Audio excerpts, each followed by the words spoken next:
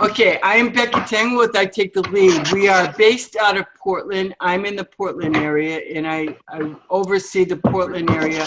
I also help my business partner for the Seattle area. And today we have Lynn Gray, who's in the Portland area, longtime member of I Take the Lead. I think we figured out it was 16 years. Something like that. Yeah, something like that. We have Alan Pershing, who actually started out as a member of I Take the Lead, and he now runs the Colorado area. He's the go-to guy for Colorado. I keep hearing noise. Let's see. But anyway, and then of course we have Beth Copic, who I just met. We asked her to come on here, and I've been hearing what a rock star she is. She was a membership coordinator with I Take the Lead, but she's now been made a membership director, and she's had a real estate business. So what we're going to do, hi Tim, what we're going to do is if everybody can put their information on the side, and then as Beth talks, we'll go ahead and let her start. As she goes along, then if you have questions, put it on the side where it says chat if you can. And I'm trying to make sure everybody is muted because I hear a lot of noise in the background. So Lynn, I'm going to mute you. I'm going to mute myself just in case. And I'll let Alan, if you want to introduce Beth, that would be great. Absolutely. So you mentioned earlier, Beth is actually a very talented realtor for Keller Williams DTC here in Colorado. And she's also a phenomenal membership director for I Take the Lead here in Colorado. She's been crucial in the growth and success of three of the largest teams here in Colorado, the Southeast Aurora, Denver Tech Center, and our largest team in Greenwood Village. Our largest team in Greenwood Village has, I think we're up to 16 members in that team now. And I absolutely credit their continued success and their growth to Beth's leadership and networking skills. So no better person to talk about the benefits and, just her success in networking than Beth. So on that note, I'll hand it over to you. Awesome. Thank you so much. For those of you who are watching, you can type in questions at any time. There's also a raise hand to kind of raise our hand and get attention. Alan, since you're unmuted, I'm going to ask you to kind of monitor that and stop me if something comes in that we need to address. You got it. Actually, I'll be doing that for you. So okay. Yeah. Perfect. The way I have my notes set up, I can't see that. So right. I just want to make sure that I don't overlook anything. I really, really appreciate the kind words everybody's given me. One thing I want to reiterate to everyone is networking is definitely not working. People ask me all the time, you spend a lot of time networking to grow your business. Is that really beneficial? And I've been networking for different businesses since 2000, so for 18 years. I've only been a realtor for the last 15 months. But since January of this year, I have already exceeded the national average of what a real estate agent does in closings. So every single one of those transactions was a referral that I got from networking. So it is definitely very beneficial to my business. And I am super stoked to get to talk to you guys today about it. Wow. Thank you. You joined and registered for a webinar called Your Networking Sucks. Let's change that. So I'm going to go out on a limb and guess that you're a group of people who aren't looking for me to read from a script. I have a script. I will refer to it frequently. It's fairly wordy, so Alan may kill me when he sees me in person, but I'll probably go off the script. We talked about that earlier, and he knows I'm best when I'm not rehearsed. So we'll see where this goes. But feel free to raise a hand, ask a question. There will be time at the end to address everything if we miss it during the presentation. I'm going to go ahead now and share my screen and get everything started.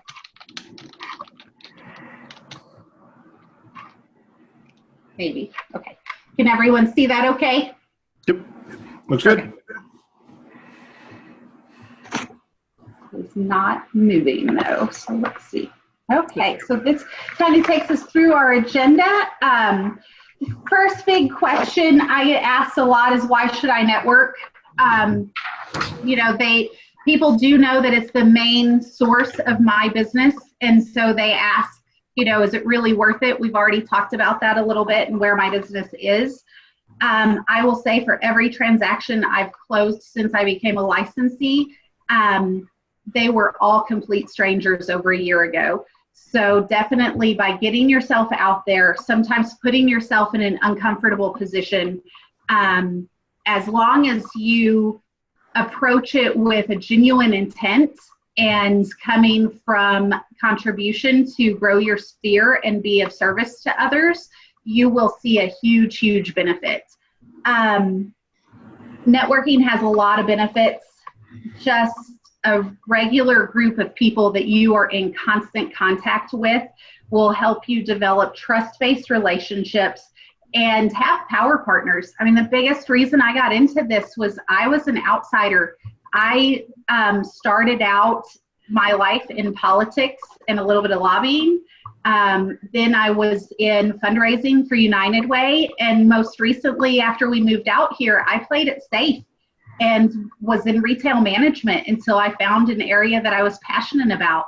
So it was crucial to me to network, to find power partners, and to be selective of who those power partners are. So we're going to talk through some of that today. For folks who network with me, when they hear one of my go-to 30-second, 1-minute elevator speeches, is that real estate is a contact sport, and the only way you're going to win is through value-added relationships. There's no way I can get you to a successful closing if I don't have an inspector that I rely on, a lender who knows what he or she is doing, a good insurance agent. Those are people that I have in my back pocket for any number of situations that come up. And networking is the same thing. I wouldn't have those people in my back pocket if I wasn't in constant contact with them. When you are networking effectively, you are not only going to the weekly meetings, but you're finding those people who are in industries to complement you, or they are personalities that you like to hang out with, and you are inviting them to coffee or to lunch or to happy hour, whatever your thing is, and you are developing a deeper relationship with them. It's more than just, great, Alan gave me his business card, I know what he does, I'll call him at some future point. I really liked that presentation Alan did on Tuesday, and I want to go to coffee and find out more about that subject and developing a one-on-one relationship. You're becoming educated on that person, on what makes them tick, why they're in business. My favorite question when I sit down with somebody is, what's your why? You know, why are you in the industry that you're in? You should have it shouldn't sound rehearsed, but truly it should be a canned response to why you're doing it. That's going to tell people who they want to refer to you as they see your passion. When they're talking to their friends, family, or clients, they're going to say, oh yeah, Lynn is great about that. Lynn loves that activity. I think they'd be a good connection to put together. Take the time to educate them about your business without being salesy. You want to build those relationships, but you don't want to just hard jam it down their throat all the time. So ask them, what do you know about my industry? What are some of your preconceptions? I saw as people were giving their professions today, as you were signing in, got a couple of financial advisors, we've got a personal banker. For people who only remember the mid-2000s, sometimes that's an industry or professions that people may have a misperception of, And you should take the time to educate them about why you are someone qualified to, quote unquote, get in bed with and do business with, so that they don't keep those misperceptions going. But do it with a kind intent versus just ramming it down. You've got to use my bank. And stay top of mind. It's very true that out of sight is out of mind. If you meet somebody on Tuesday and you don't follow up until 3 Fridays from then, chances are they may have had a referral to pass and they gave it to somebody else who got there first. So just make sure if that's someone that you want to develop a relationship with, that you are keeping yourself top of mind with them. Oh. Beth, I'm going to stop you now. Maybe you're going to cover this, but do you just network with everybody? Do you ask everybody to have coffee, or? No. I mean, you can. That gets very expensive and tiring. Yeah. Right, exactly. I am selective, and I'll be honest, like, I've done this for so long. And this was when I started out in politics, I had to learn very quickly, like, who my bed partners were going to be to get my agenda passed on the Hill. So, so that is, that's something that I learned pretty early on, that a lot of people, it takes a lot of time to get to. I'm pretty good when people are given their 1-minute commercials, that I can usually decipher, okay, this person is not in it just for themselves, and I would like to be in a relationship-based business with them, to know to carry that on. Sometimes I'm wrong, and I sit down to coffee, and it turns into, as soon as I sit down, they're trying to sell me hair care products.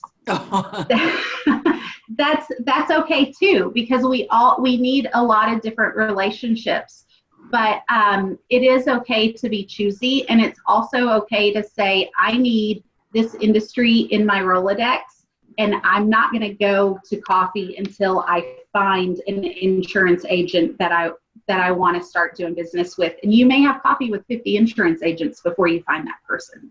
Right. A lot of that, you know, the next slide is getting the most from your networking efforts. I really encourage people to go into it with setting their personal expectations and being realistic. When you're new to networking, it's going to be trial by error. But learn from your experiences and really sit back and say, why am I networking? Are you networking because you need to meet roofers? Are you networking because you are specifically looking for clients? I'm involved in another networking group that truly I am only there to meet girlfriends. Like, I am there to have a tribe of women to hang out with, because I live in a house with a husband and 2 sons, and I'm the only estrogen that I'm around. So I totally relate. Right? So you're going to come across things in different situations, whether it's to grow your business or to grow yourself personally, or just to have a network of girlfriends or boyfriends to hang out with. That's okay too. Just be honest with yourself about what that's going to look like.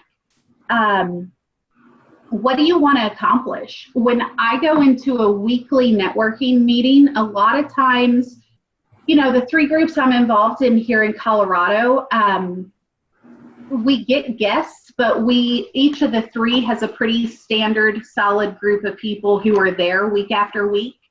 So sometimes I walk in and it's, hey, Ryan, I met somebody this week. I'd like to set you guys up for a connection. And sometimes it's truly that I'm just there to hang out with my friends this week and find out what they need from me and learn what their new skill set or what their new product is. But each week I go into it with an intention. And if I have a client with a need, or someone in my database has reached out and I'm not quite sure how to fill that, the folks from I Take the Lead are the first people I turn to and say, hey, I don't have a mechanic in Westminster, which is 50 miles away from me. Who do you guys know so I can refer a mechanic up there? And I know that my counterparts in I Take the Lead are going to give me somebody qualified that they have vetted and are in a good relationship with.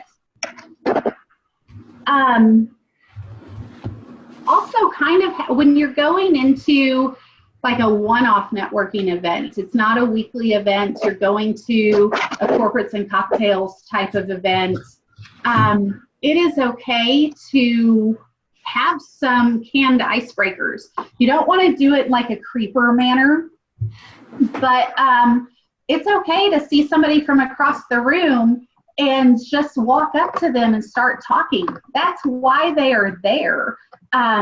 But you don't want to come off schmarmy like it's Mad Men days and you're picking up a date. So always. Well, are you naturally comfortable with that? Because some of us are shy. So I'm speaking for the shy ones. Or I am an introvert, and so I have a difficult time doing it. I do it, but so how would you suggest that we do that? Go up and just introduce ourselves.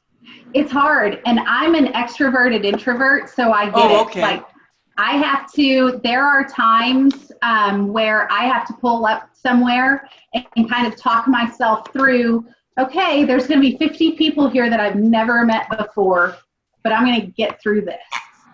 And that's okay. And usually I'll walk in, I'll have an intent to, I'm not going to leave here today unless I meet an insurance agent. Good for you, yeah. I'll ask, typically there's somebody at sign-in or there's somebody checking the different people to see, who you are, what you do, how do you hear about us. I will find that person and I'll be like, hey, can you point out, are there any insurance agents here? And once they've identified one, I won't make a beeline to that person and be like, hi, talk to me, but I will kind of wander the room and chat to the people I know until I get to that person and find a way to interact with them. There could be a time where by the time you get to them, they're in a conversation. People are there to network. They're there for the same reasons you are, and they're not going to be offended if you join the conversation.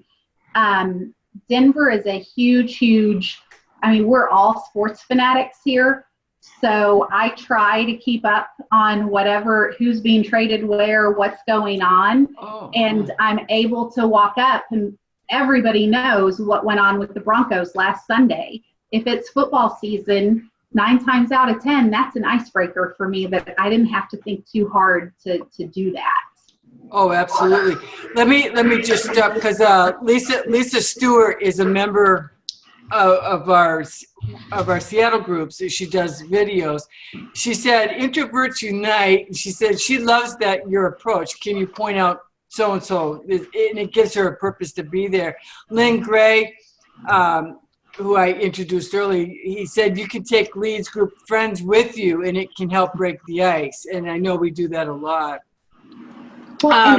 Ileana, she's in Denver. She was a member before. She said she'd like to ask Beth how she expresses her support to the members from the groups that you organize. Do you give it a shot or? When you're a membership director for I Take the Lead and you oversee 3 groups. She wants to know, like, if somebody talks about the hair products, do you give it a shot or do you prejudge and decide you don't need that service?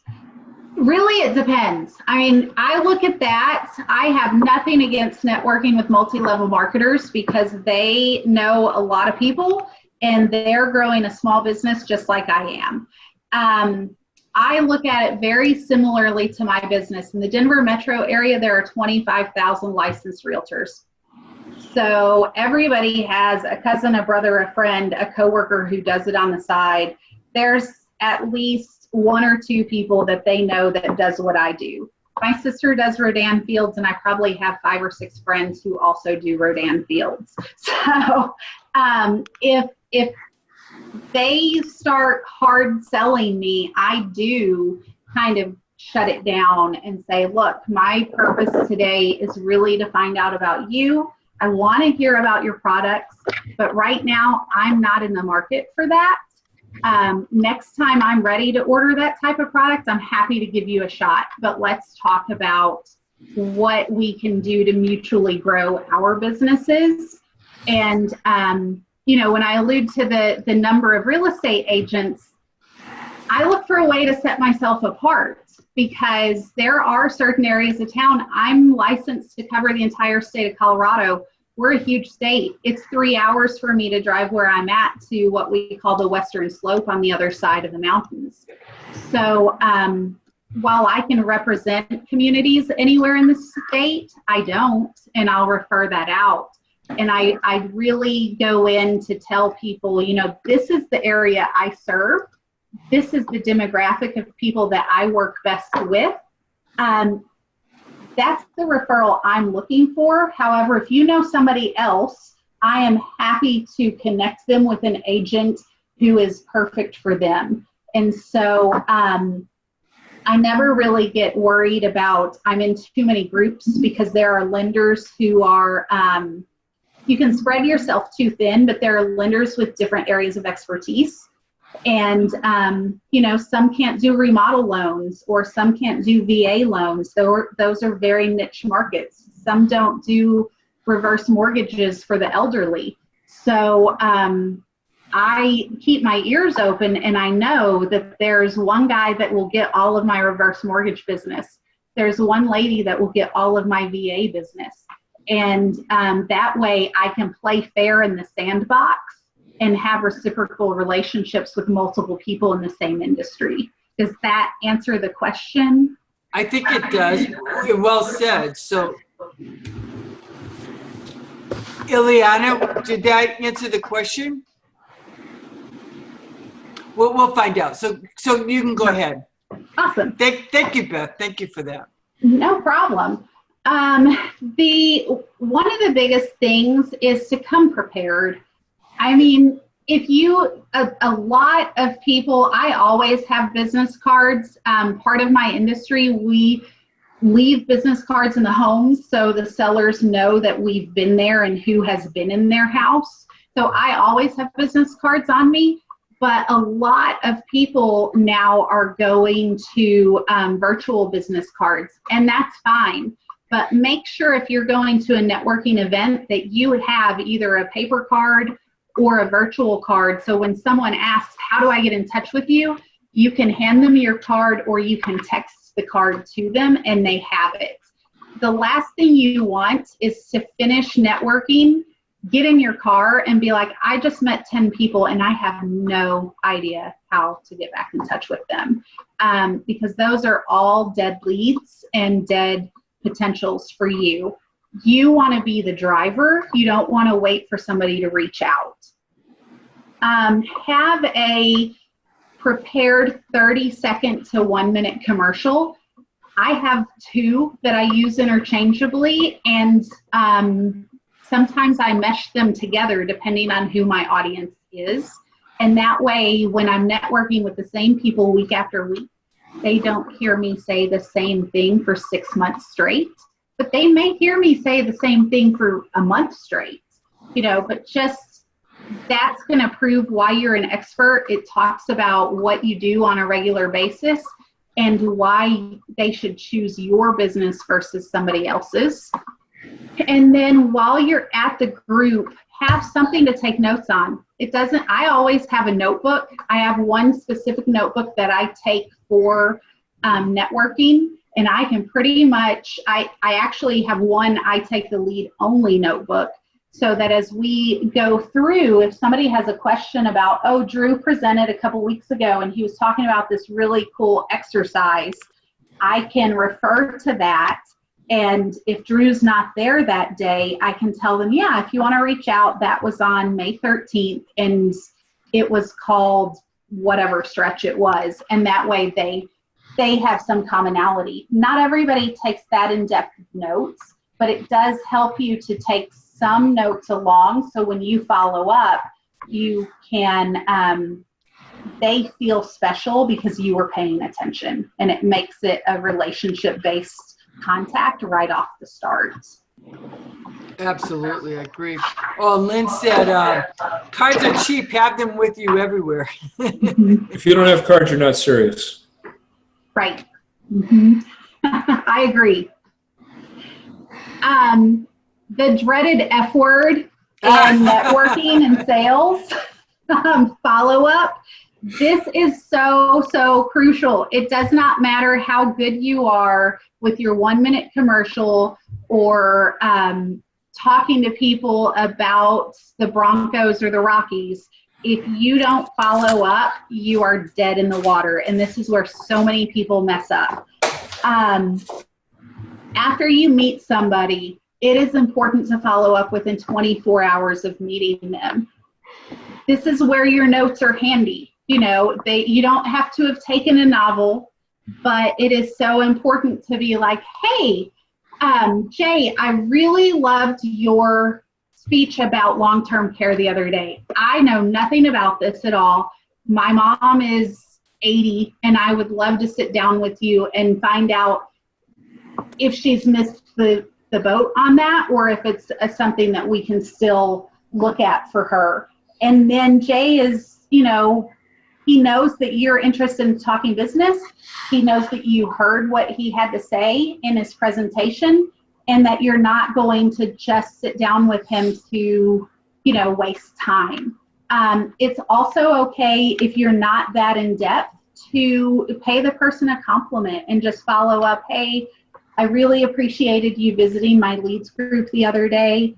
I'm looking to meet more people with your hobbies, and can we go to lunch sometime? I also have a kid who plays for the Storm Soccer Association. Let's get together and talk about that. Something that brings it around where they know you were paying attention to them. Oh, nice. And I'll stop you there because I have a question. To me, it's common sense. Somebody comes to your group meeting, you thank them for being there. You send them a follow-up email. Do you do that? Do the other members of your group do that? Because we heard recently someone up in Seattle said, "Oh, did you want me to follow up with him?" Whose job is that person's not on this call. No, he's not. He's not. And it's a he. Or So, if they are, they signed up for a networking webinar telling them their networking sucked. So we're here to fix that. Yes, as in most areas of life, we feel like common sense is common. It is not by a long shot. I'll be honest, it's the dreaded F word. I am not always knocking it out of ballparks on follow-up. I like to feel like I'm pretty damn good at it, but there are misses. Our groups have a guest coordinator who should be following up with any guests in the group and touching base with them. I do try to, and sometimes I miss it in the 24-hour time frame, but I network on Wednesdays and Thursdays. They always have something in their inbox by the close of business on Friday. oh, good for you. Yeah, perfect. Yeah, that's my personal goal. It's not always within 24 hours, but it is most effective if it is within those 24 hours. Sure. Good, thank you. That being said, and Becky and Alan can probably talk more about this, but we do have a webinar from time to time. I believe the presenter's name is Ronnie Noyes, and they talk about strategically networking, following up with folks that you meet at networking events, and keeping your coffee chats short and to the point so you don't get into these 3-hour-long coffees that aren't productive. Hallelujah. Right? It is, you know, I don't like to do this, but I've gotten to the point, if I'm meeting somebody for the first time, I'm a pretty verbose person, if you haven't figured that out yet. I can talk for days, but my business needs to run on a time schedule. So I will put my phone on the table and I'll tell them, I'm not going to text you on my full attention, but I will have to check the time from time to time because I have a hard stop at, and they'll get my hour. I'll usually let it run 15 minutes past, but if we didn't end on time at an hour, at 15 after, I'm out. And it's not disrespectful to them, but that's the only way I can keep my business on track. Oh, absolutely. I meet right before or after a meeting. It's the best way. It takes a half an hour. Yeah. One big thing about networking is we do need to follow the law of reciprocity. If you do something nice for me, I'll do something back for you. While that is the intent of networking, I'm meeting Jane. I have a client to refer to Jane. Jane will in turn refer someone to me. I go into networking knowing that it's going to take a long time. I am dealing with the largest financial investment most people will ever make.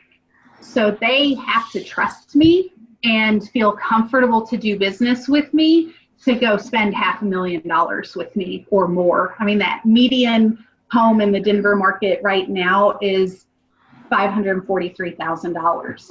So it's really making sure that somebody is very, very comfortable with a large investment of money, and I'm project managing that for them.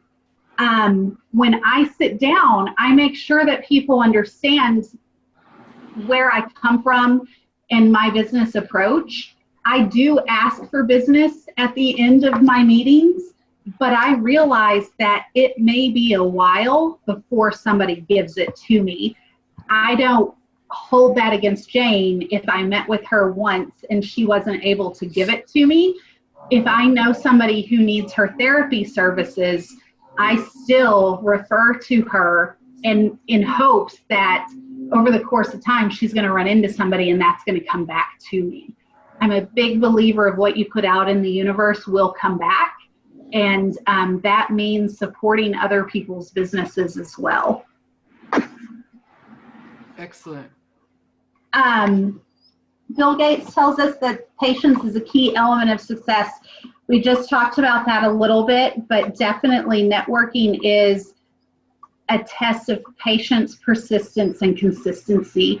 If you are only at your networking meeting once a quarter, then those people have probably met other folks in your industry that they are seeing on at least a monthly or bi-weekly basis, that their relationships are stronger, and they will refer to that person that they have a stronger relationship with rather than someone who's just showing up on a whim. Now, if your group only meets quarterly, that's different. Like, that's right, the expectation. Right. But if your group, the expectation is to be there weekly and you're randomly popping in, you're doing yourself a disservice. Oh, I know.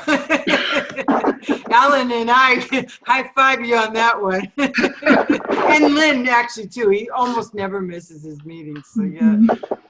You know, we all are entitled. We are small business owners. We work hard. We typically work more than a standard 40-hour work week. So we're all entitled to a vacation. Life happens. You know, I hate to say this and I don't say it for sympathy, but last year I had an unexpected death and I had 2 surgeries. Oh, so wow. There were times where I was out for, 2 weeks at a time. But my groups always knew what was going on and knew that as soon as I was able to be back, I would be back. I also had someone cover my business during that time, and people that I thought were going to be sending referrals knew, hey, I'm not going to be taking this referral, but my office mate will handle my business while I'm out. If you text me, email me, or call me and I don't respond, please know that I'm forwarding it to this person and she will respond. So have a backup plan when life happens. Alan and I were talking earlier today, and this is kind of a saying that we're starting to use here in Denver. I don't know if you guys use it in other, I take the leads groups outside of the state, but networking is a craft. And craft is an acronym for contact, reciprocity, action, follow-up, and time. It takes each of these items to be a successful networker. First and foremost, you have got to make contact. You have got to go into it with an attitude of, I will give back, but now may not be the time for me to receive. The reception will come later. Take action. If somebody tells you, I had a networker tell me the other day, hey, I have a lead for you. They want to invest in real estate with an IRA, which is a specialty of mine. And they said, but I don't know, they might not be ready for 6 months or a year. Why would I wait 6 months to a year to call that person? I called that person as soon as I left the meeting. I got his voicemail. I waited 3 days. I called him again. We're going to have coffee on Friday. You've got to take action to get results. And he may not be a client for 6 months to a year, but he's going to know what I do and that I'm ready for him when he is ready. Follow up on every lead. Sometimes the business comes from somewhere you least expect it. And I actually had this conversation with someone today. They're new in business and they were like, I only want to work with this type of person. That's great. But until you're established, you need to eat. So think about where your goals are, but what's it going to take to get you there? Yes, every real estate agent I know wants to work luxury. The reality is you don't start out a luxury agent. You start out with first-time home buyers or downsizers. You start out on a, sometimes you're lucky and you have a family member who's selling a $2 million home. But for the most part, you start out on an average sized house and you work up and build a reputation to get there. So follow up on every lead, even if it's not your ideal candidate, and be willing to put the time and effort in, because this is not something that's going to happen overnight. Does anyone have any questions about any of that? I like that. That networking in a craft is awesome. Mm-hmm. Yeah, exactly. Thank you.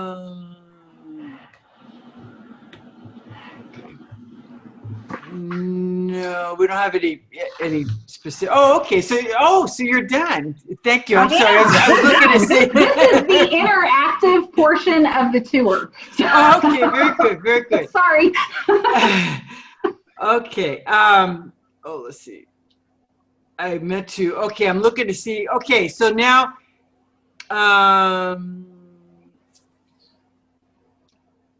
Ileana did say that, I'm not sure exactly what she was asking. I think she was asking more, I'm not sure, but you answered her question partially. Okay. So now we have time if anybody has any questions. Okay, someone in Seattle has an event, so they're asking for suggestions, but does anybody have any questions for Beth while we have Beth here? I don't have a question, but I do want to throw kind of a testament into the power of networking, especially for Beth. I had the privilege of working with Beth as a mortgage lender, and I didn't hear her mention earlier that she moved here from out of state. And so moving into this market in Denver, as aggressive and as competitive as this market is, and to set herself apart the way she has just through referrals and networking, that is absolutely huge. I mean, that is absolutely phenomenal. I mean, Denver is one of the most competitive markets in the nation, and I was super impressed when she told me, just a month or so ago, that she's already ahead of her goals and ahead of the curve as far as production for this year. That's wow. pretty amazing. So, and that's all through networking. Oh, very good. So from where? New York? Arkansas. Oh, Arkansas. Oh, wow. Okay. You were out there for a while, Becky. Didn't you have a location out there? Yeah. We had a franchisee out there. Yeah, we had a few groups out there. Yeah. I would say I like everything she says. If you're gracious, warming, consistent, have patience and perseverance, and just do it right, networking works for you. And it's the same thing in sales. 80% of the people aren't going to be like that. So this is a way to make yourself stand out from the crowd. Thank you. Yes. Absolutely. Yeah, it was great information. So, what is that noise? Oh, it's a train. Is that a train? It's Alan's train. Okay. Sorry. Oh, that's okay. I was just trying to figure out what it was. So, and everybody should take a screenshot of craft and just remember those 5 things. That'll keep you on track. Yep. I'm going to put it back up here. Oh, okay. Yeah. Because I almost took it down. Yeah, I like that. That's it. Right there. Yep. That's it. Absolutely.